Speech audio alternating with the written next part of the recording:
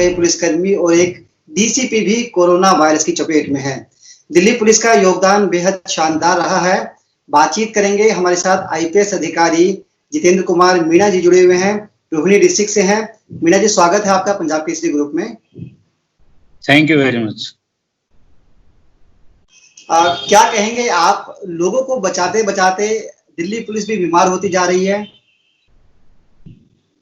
जी बिल्कुल, पूरी सावधानी हमने कोविड के दौरान रखी है और अभी भी रख रहे हैं। और जैसा कि आप देख रहे हैं कि अब जब सब इस बारे में जान चुके हैं कि हमें जब तक कोई वैक्सीन नहीं आ जाती तो इसके साथ ही रहना है विद सब कुछ सावधानियां रखते हुए, तो वो सारी प्रिकॉशंस और सावधानियां रखने की पूरी कोशिश करी गई है।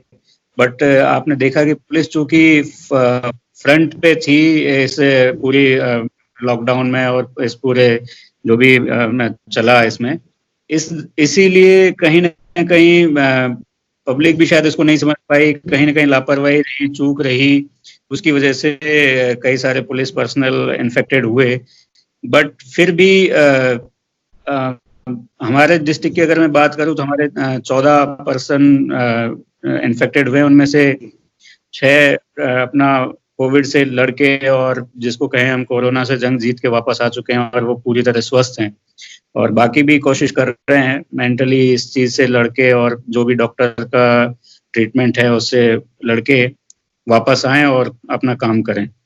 तो ये बेसिकली पूरी जंग हमारी तरफ से अभी भी जारी है। जी, आपको लगता है कि जो चौथे दौर का जो फेज डाउन था, इस दौरान दिल्ली पुलिस के सामने चुनौतियां ज्यादा थी, क्योंकि बड़ी संख्या में लोग घरों से बाहर निकले, दुकानों की तरफ निकले, ऐसे में सोशल डिस्टेंस मेंटेन करना एक बड़ा सवाल था। बिल्कुल, कई तरह की एक्टिविटीज को गवर्नमेंट की तरफ से इस लॉकडाउन 4.0 में अनुमति दी गई थी। और चूंकि लोग कई दिनों से घरों में थे, बहुत सारे एसेंशियल काम भी रुके हुए थे, कई सारी इकोनॉमिक एक्टिविटीज रुकी हुई थी।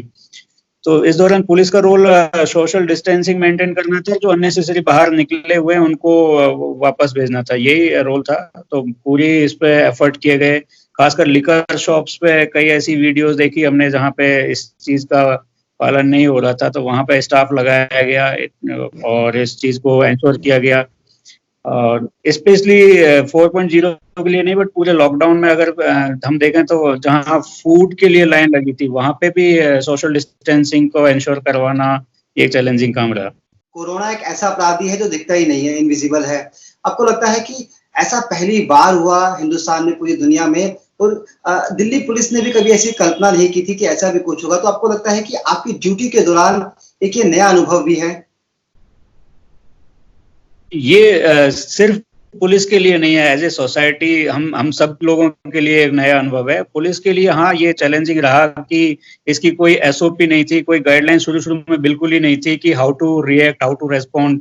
सब तरफ ये माहौल था कि पता नहीं क्या होगा, किसी को इतनी इसके बारे में क्लैरिटी नहीं थी अगर हम 2 महीने पहले की बात करें। बट पुलिस का काम था कि हमें डटे रहना है, लॉकडाउन जब अनाउंस हुआ तो उसको इंश्योर करवाना है, उसका पालन करवाना है। धीरे धीरे अवेयरनेस आती गई कि भाई अगर आप अपनी इम्यूनिटी को ठीक रखें, खान पीन ठीक रखें और फिटनेस रखें, एक्सरसाइज करते रहें और रेस्ट करें प्रॉपर, तो उससे इस चीज़ से लड़ा जा सकता है। अपना सैनिटाइजर यूज़ करें, मास्क यूज़ करें। तो ये गाइडलाइंस डाउन द लाइन लोगों को पहुंचाई गई, लोगों से मिला गया, उनका मोरल हाई रखा गया। तो ये सब चीज़ें हमने करी। और क्राइम इस दौरान ऐसा नहीं है कि बिल्कुल नहीं हुआ, थोड़ा बहुत तो क्राइम हुआ और उस पे भी, उस फ्रंट पे भी हमारी लड़ाई जारी रही। बट हाँ, कोरोना के पॉइंट ऑफ व्यू से ये एक सबके लिए नया एक्सपीरियंस है, स्पेशली पुलिस के लिए भी एक नया एक्सपीरियंस रहा।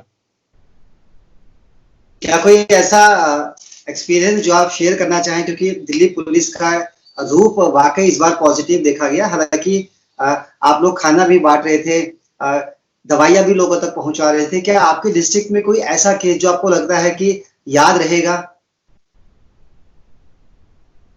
इन पर्टिकुलर केस में मैं बताऊंगा, बट मैं पहले ये जरूर बताना चाहूंगा कि जब शुरू में कोविड आया तो उससे हमने 2 काम हमने किए थे, सभी डिस्ट्रिक्ट्स में हुए थे आई थिंक।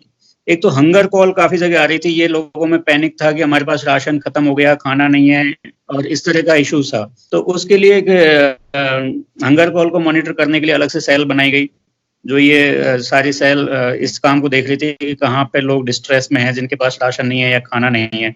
तो वहाँ एनजीओ के माध्यम से और डिस्ट्रिक्ट एडमिनिस्ट्रेशन के माध्यम से उनको खाना पहुंचाया गया। और दूसरा था कि कोविड रिलेटेड कई सारे, जब तबलीग की जमात का एक इशू आया या बाकी लोग जो कोविड पॉजिटिव थे, उनकी कॉन्ट्रैक्ट ट्रेसिंग कैसे की जाए, तो इसके लिए अलग से कोविड सेल का गठन किया गया और लोगों की कॉन्ट्रैक्ट ट्रेसिंग की गई, ताकि जो लोग भी कांटेक्ट में हैं उनको भी क्वारंटाइन या होम क्वारंटाइन किया जा सके। तो ये एक चीज रही। बाकी छोटे छोटे केस, कई सारे ऐसे इंसिडेंट हैं। एक कोरोना से, मतलब उसका ऐसा नहीं है कि कोरोना से रिलेशन है, बट एक गुड वर्क ये था कि इसी दौरान एक खबर आई थी कि एक कोई लेडी थी, उसने छत से गिर के जान देने की कोशिश करी और उसको हमारे एक हेड कांस्टेबल ने क्रिकेट की बॉल की तरह कैच कर लिया था। वो वहीं प्रेजेंट थे और उन्होंने उनको कैच कर लिया था। वो एक बड़ा अच्छा उनका शानदार कार्य रहा, मेंटल प्रेजेंस रही और बहुत अच्छा उन्होंने काम किया।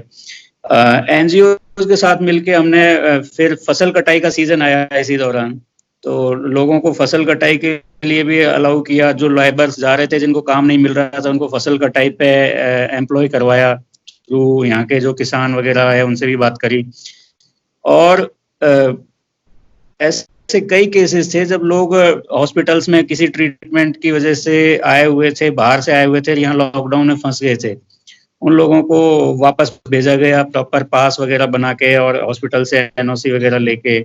कई स्टूडेंट्स फंसे हुए थे, उनको इधर उधर जहाँ पे भी उनको जाना था। तो ऐसे ऐसे कई केसेस थे। किसी के घर में डेथ हो गई तो उनका अंतिम संस्कार करना है या अस्थि विसर्जन करना है, इस तरह के इश्यूज थे। तो ये सब पहलुओं पे हमारी तरफ से हमने एक बेहतरीन काम करने की कोशिश करी, बाकी सब जनता के सामने है।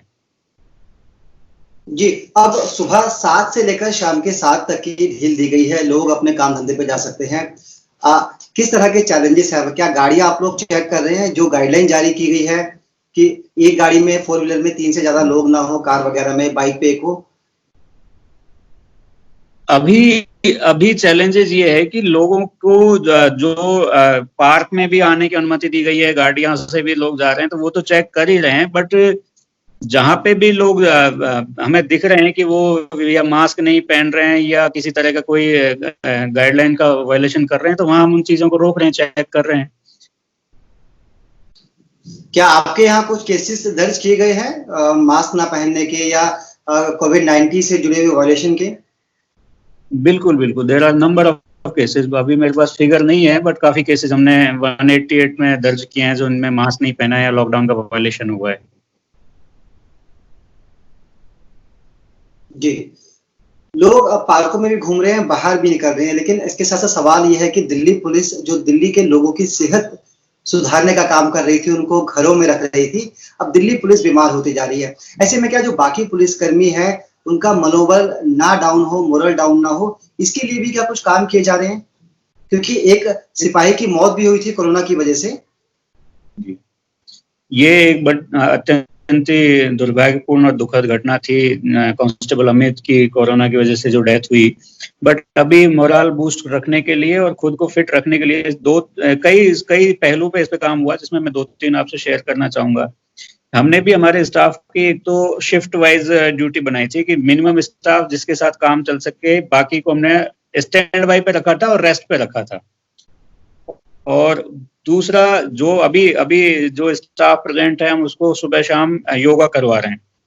इसके अलावा डॉक्टर्स से उनको काउंसलिंग करवाई गई है स्टाफ को कि मेंटली इस चीज से कैसे लड़ा जाए, मेंटली कैसे फिट रहा जाए इस दौरान कि जो चैलेंजेस कोविड-19 ने हमारे सबके समक्ष प्रस्तुत किए हैं।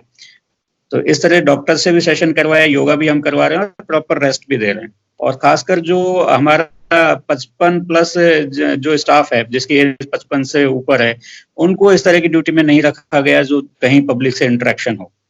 जी, एक कुछ पुलिसकर्मियों से हमारी बातचीत हुई थी, तो उन्होंने कहा कि शुरू के कुछ फेज में वो लोग अपने घर भी नहीं गए थे, थाने के अंदर या फिर डिस्ट्रिक्ट ऑफिस के अंदर ही वो लोग रात को ही रुक जाते थे। क्या आपके साथ भी ऐसा कुछ रहा? हम एक्चुअली यहाँ पे जो एडिशनल डीसीपी 1 और 2, तो एडिशनल डीसीपी 2 को ये जिम्मेदारी दी गई कि रात के दौरान अगर कोई भी इस तरह की इमरजेंसी सिचुएशन आया तो वो रात के दौरान देखते थे, मैं दिन के दौरान देखता रहा। आप जब अपने घर जाते थे तब खुद को कैसे मेंटेन करते थे, क्योंकि आप दिन भर फील्ड में रहते थे, पब्लिक इंटरेक्शन भी आप करते थे, परिवार तक ये बीमारी ना पहुंच जाए इसके लिए आप किस तरह के उपाय अपनाते थे? इसके लिए बिल्कुल सब जैसे हम अवेयर हो रहे थे धीरे धीरे कि सब चीजें आपको सैनिटाइज करनी है, तो जैसे ही जाते थे एक अलग कमरे में जाना बिना किसी से कोई इंटरेक्शन किए हुए, और अपने आप सारे यूनिफॉर्म वगैरह को धोने के लिए डालना, फिर प्रॉपर बाथ लेना और सारी चीजें मोबाइल वगैरह सब चीजें सैनिटाइज करके तब मैं बाकी लोग फैमिली मेंबर से मिलते थे। दिल्ली में कोरोना की रफ्तार थम नहीं रही है, 17,000 से ज्यादा मामले हो गए हैं और जो रोहिणी इलाका है काफी बड़ा इलाका है, हजारों लाखों की संख्या में यहाँ पे लोग रहते हैं। किस तरह का मैसेज आपकी तरफ से आवाम के लिए होगा? हमारी तरफ से पब्लिक के लिए यही मैसेज है कि अपना ध्यान रखें, इसमें जितना आप डिस्टेंस रखेंगे, जितना कम से कम लोगों से मिलेंगे, आप इससे बचे रहेंगे। अनावश्यक रूप से बाहर ना निकले। अभी भी बहुत सारे ऑफिसेज में और कंपनियों में वर्क फ्रॉम होम को ही अपनाया जा रहा है, तो अभी ऐसा नहीं है कि कोरोना का संकट खत्म हो गया है, इट इज स्टिल देयर। तो हमें पूरी सावधानी रखनी है और बाकी अपना मास्क यूज करें, हैंड सैनिटाइजर यूज करें, जो सावधानियां शुरू में सबको बताई गई उन सब चीजों का पालन करते रहें और बिल्कुल भी लापरवाह ना हो। चलिए, बहुत बहुत शुक्रिया, आपने अपना कीमती समय दिया।